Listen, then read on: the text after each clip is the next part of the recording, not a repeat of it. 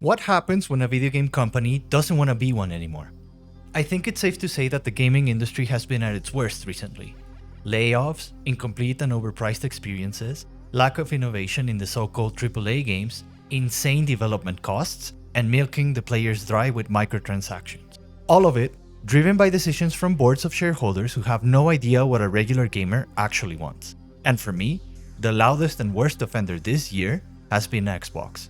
Now sure, they might not have it as rough as a company like Ubisoft, but their current business model isn't profitable.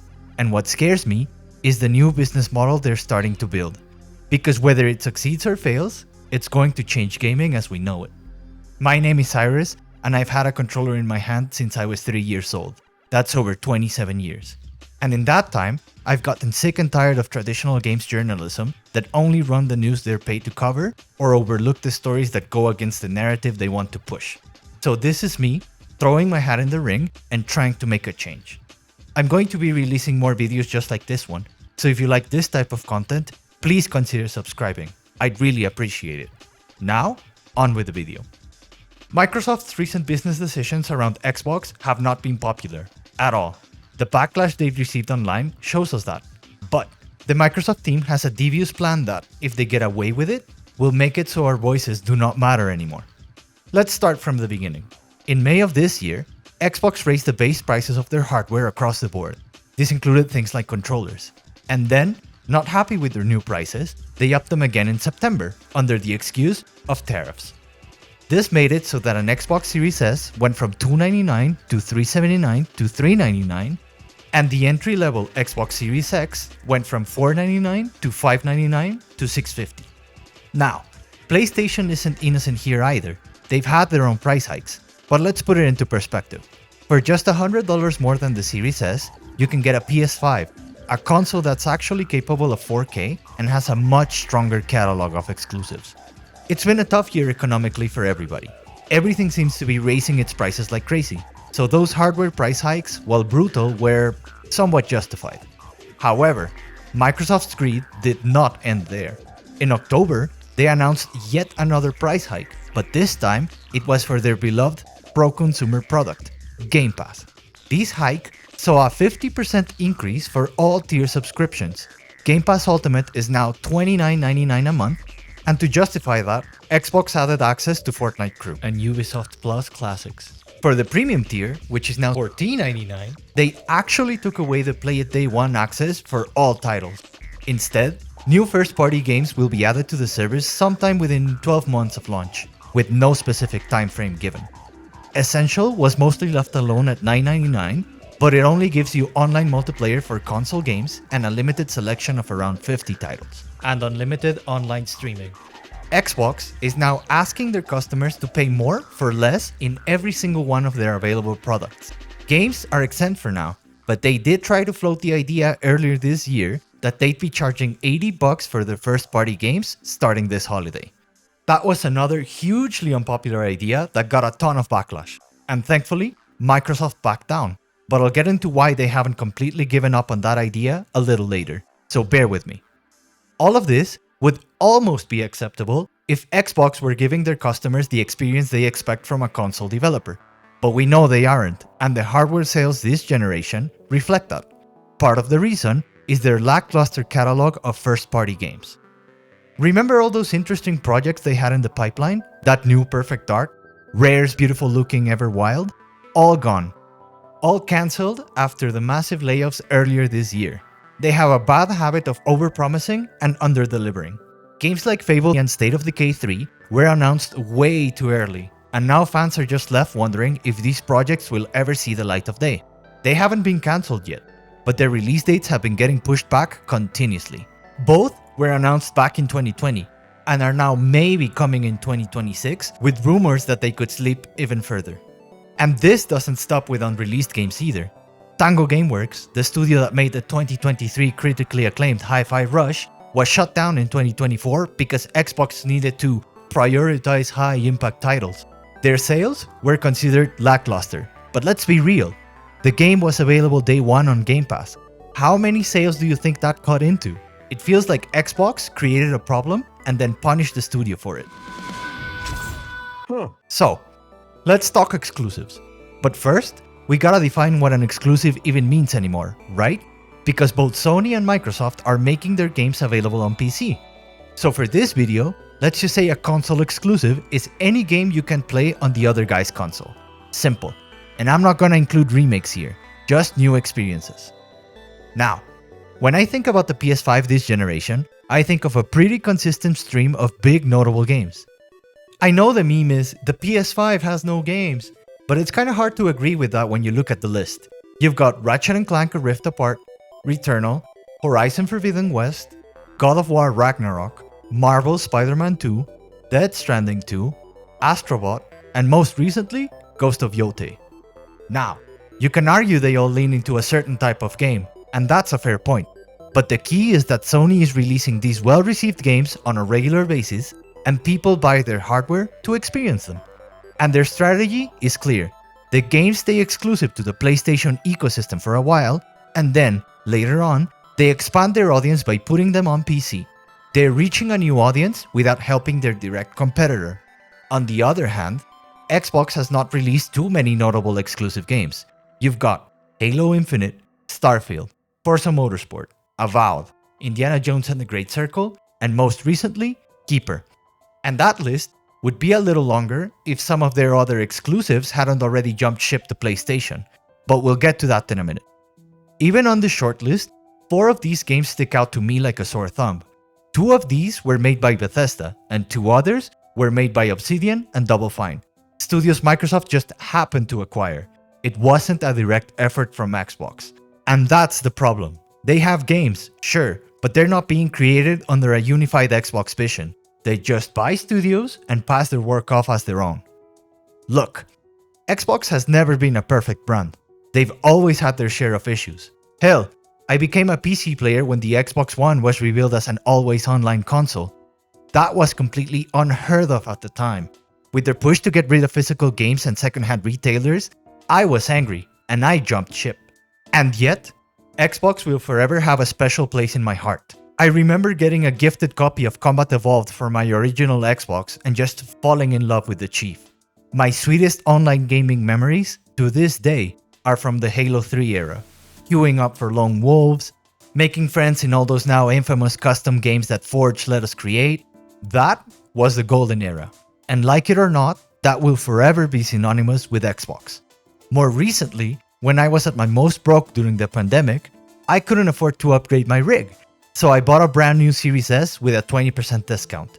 I got a Game Pass subscription, and suddenly, I was able to catch up with all the games my aging PC couldn't play anymore. It let me keep up with the hobby I love without breaking the bank. That same box is how I experienced my favorite game of all time, Red Dead Redemption 2, because it was on a huge discount. I wouldn't have been able to have any of these experiences if the hobby wasn't being made as accessible as possible. And that accessibility is exactly what I think we're all going to lose once Xbox fully adopts this new business model. What is this new strategy that I'm so worried about? Well, in concept, it's simple, but it's very powerful. The motto is, everything is an Xbox. Microsoft has been pushing this hard since late 2024, and it's all built around one thing, cloud streaming. And just like the motto says, this service isn't just for playing console games like Rare Replay on your PC anymore. It's on almost every smart product you can think of from the last 5 years. Your TV, your phone, you name it. Now, the streaming library isn't the full Game Pass catalog, but it's big enough that a casual player might never feel the need to buy a dedicated console. And why would they? They can play a decent number of games with just their phone and a subscription that costs about the same as Netflix. You really can play a pretty good catalog of games anywhere, anytime. As long as your internet is strong enough and you can hook up a controller to whatever you're streaming on. Let's consider 2 facts here. Fact number 1. Game Pass is immensely important to Xbox's bottom line. We're talking over $5 billion a year. Fact number 2. The handheld console format is incredibly popular. The original Switch proved it, and the new Switch 2, released this year, has refined it. And when I say popular, I mean incredibly popular. It sold over 10 million units between its launch in June and the end of September. That makes it the fastest selling console ever. You would think, with a $5 billion service built on playing anywhere, and a handheld market that is absolutely on fire, that Xbox's next big move would be to create their own competitor, right? The perfect device to experience the service they're betting their entire future on. And even though that would be common sense, surprisingly they did, with an asterisk. Instead of building their own device, they announced a partnership with Asus, and this means Asus gets to use all the Xbox branding, the logos, the controller design, and most importantly, the name. All without Microsoft having to actually take a risk on the hardware themselves. This partnership resulted in two models, the ROG Xbox Ally, which is $600, and the ROG Xbox Ally X, which is $1,000. Now, I'm not gonna get into the hardware specifics here, but for the purposes of this video, all you need to know is that these are basically just entry-level and high-end portable gaming PCs, and the pricing of these devices tells us a very interesting story. The entry-level model is $200 more than a Series S and only $50 shy of a Series X. To me, this looks like the perfect middle ground that Xbox wants to be in. They don't have to develop their own specialized hardware. After all, the ROG Ally is just a PC made by Asus, but they still get their brand onto a popular device that makes it even easier for people to use their star product, Game Pass. It's yet another step away from their console, and this shift isn't a total surprise either. According to a report from the Entertainment Software Association this past October, over 55% of players now game mainly on their mobile device. Only 21% are on PC, and another 21% are on console. And you have to remember, the ESA isn't some random analyst group. They're the main trade organization for the biggest companies in gaming, including Microsoft itself. So this is the data that they are looking at. But here's the problem with that. While their studies might show a massive mobile audience, anyone who's deep in this hobby knows those numbers are skewed. Mobile gaming is great for bringing more people in, but the experiences you get there are wildly different from what players who actually invest in specialized hardware are looking for. And look, I don't mean to belittle mobile gamers. I've been hooked on Angry Birds Dream Blast myself. But there's a difference in the level of engagement. An avid player of a mobile puzzle game might call themselves a gamer, but a person who lives and breathes this hobby would see them as someone with a casual interest. It's like calling yourself a serious tennis player in front of Serena Williams. That distinction matters. And by betting their whole future on that skewed statistic, Microsoft is showing us that they're no longer prioritizing the very players who invested in their hardware in the first place. How do they plan to capitalize on this new shiny untapped market? By investing even more heavily into the streaming capabilities of Game Pass. The different subscription tiers we talked about earlier give you different streaming qualities. With Essential and Premium, you're capped at a 1080p resolution and a pretty low bitrate. With Ultimate, you get a bump up to 1440p and a better bitrate. Basically, the more you pay, the better it looks. But what this really does is turn whatever hardware you're playing on into just a glorified data receiver with a controller attached. And that brings us back to the whole Netflix of games concept. It sounded great back when Netflix was new, before it wasn't shittified with rising fees, ad-supported tiers, and a fractured content library. And what has history taught us about where streaming services make the real money? Ads. As Xbox transitions from a hardware seller to a service provider, it doesn't feel like a matter of if ads will come to Game Pass, it feels like a matter of when and how. And you might be thinking, well, they'll just keep raising the price to avoid having to run ads. But the reality is, it doesn't matter. No matter how high their profits get, no matter how many goals they meet, the corporate expectation of infinite growth will just keep rising, and that burden will always fall back on the players. And personally, I think a lot of the experiences that we, as hobbyists, expect from our games will be nearly impossible to create with this kind of monetization. Just imagine, you're pulling the Master Sword for the first time in Ocarina of Time, only to be hit with a 1-minute unskippable ad right after Ganondorf reveals it was all his plan. Or imagine a similar pause right after the G-Man freezes time, just before the Citadel explodes in Half-Life 2. Instead of having a moment to process what just happened, to sit with your feelings, the flow is immediately stolen from you, all in the search for a little more profit. What would happen in a game like Red Dead Redemption 2 if it were created with this model in mind? Would you be shown an ad after traveling a certain distance? After a mission? After a random encounter? The suspension of disbelief that allows these stories to work would just go out the window. It would turn them into less impactful, soulless products that are just meant to be consumed. It would be the equivalent of finding a fashion ad printed between the chapters of a fantasy novel. Which leads us to the big question, who is all of this even for?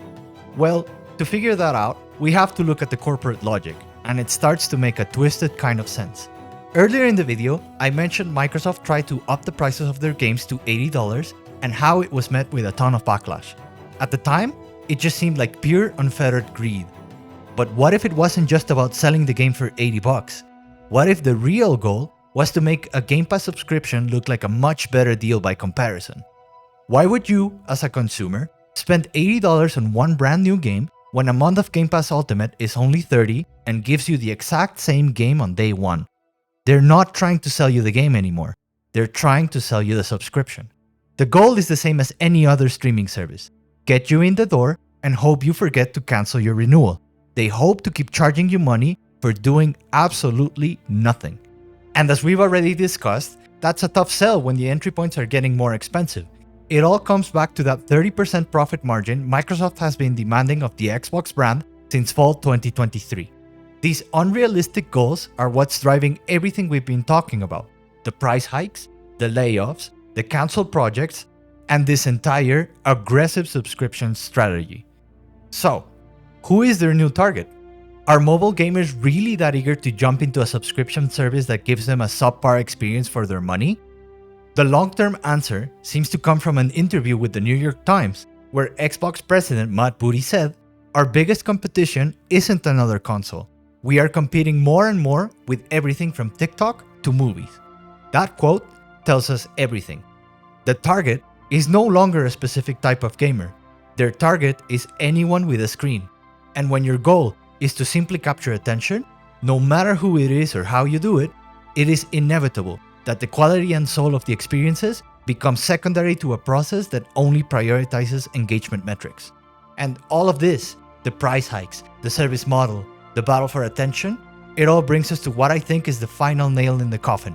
The one action that proves this new direction is, without a doubt, Xbox's future. The newly unveiled Halo Campaign Evolved remake is coming to PlayStation 5. And in a way, we should have seen this coming. Forza Horizon 5 is on PlayStation. Gears of War is on PlayStation 5. But to see this trend conclude with what is arguably Xbox's flagship series, it just signals that no IP is sacred anymore. Even the move to Unreal Engine 5 makes perfect sense now. They want these games to be playable on as many devices as possible. It shows they are more than willing to let their own console system disappear, all in favor of what they believe to be a more profitable business model. The reality is, there is no compelling reason for anyone to get an Xbox console in 2025 or the foreseeable future over literally any other device in existence. If you made it this far, thank you so much for watching. Like I said at the beginning, my name is Cyrus, and I've been gaming since I was 3 years old. I've seen this amazing hobby change right in front of my eyes, over and over again. I've been hyped for the next console, the next entry in a series I love, the next big innovation, countless times, and I have never been as scared for the future of this hobby as I am right now. Our only course of action is to hit them where they value the most. It is more important now than ever that we vote with our wallets to try and stop these kinds of practices from becoming the new normal. I will not be subscribing to any Game Pass tier for the foreseeable future. This is the part where I tell you about my socials. I am starting to have a consistent Twitch schedule, I have a Discord where we play and talk about everything gaming, and I also lose more time on Twitter than I care to admit. All the links are down there in the description. I'd love to have you around to chat. But really, I just appreciate you taking the time to watch this. It means a lot. See you in the next one.